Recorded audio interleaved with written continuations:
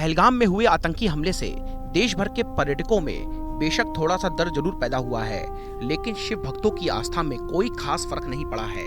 अमरनाथ यात्रा के लिए 14 दिनों में करीब 3.5 लाख श्रद्धालुओं ने अग्रिम पंजीकरण करा लिया है। रोजाना पारंपरिक बालटाल और पहलगाम रूट के लिए 8 से 9 हजार श्रद्धालु पंजीकरण करा रहे हैं। इस बार भी यात्री पहलगाम रूट को प्राथमिकता दे रहे हैं।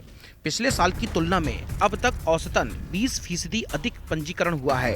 यात्रा से जुड़े एक अधिकारी ने बताया कि पहलगाम आतंकी हमले के बाद अग्रिम यात्री पंजीकरण पर कोई खास असर नहीं दिख रहा है। पहलगाम रूट के लिए पंजीकरण लगभग पैक चल रहा है। वर्ष 2024 की तुलना में इस बार अमरनाथ यात्रा 14 दिन कम है।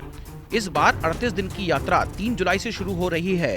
देश भर की निर्धारित बैंक शाखाओं के अलावा ऑनलाइन मोड में अग्रिम यात्री पंजीकरण प्रक्रिया जारी है। यात्रा के दौरान दोनों रूटों से दैनिक आधार पर 10-10 हजार श्रद्धालुओं की पवित्र गुफा के लिए भेजा जाता है, जिसमें रोजाना करीब 1000 यात्रियों का ऑन स्पॉट पंजीकरण किया जाता है।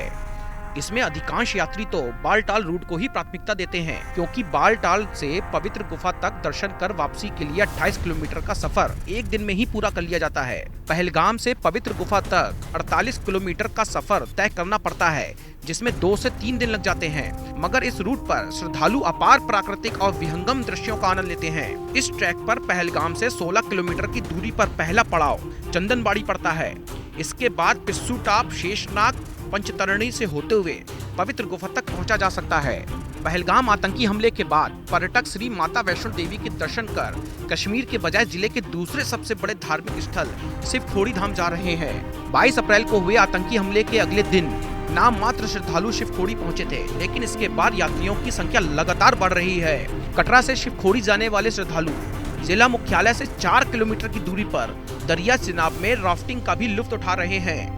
गुजरात से आए 70 श्रद्धालुओं ने बरादरी में दरिया के बीच राफ्टिंग की। तो इतना तो साफ है कि आतंकवादियों के मंसूबों को इस देश में कभी भी सफल नहीं होने दिया जाएगा।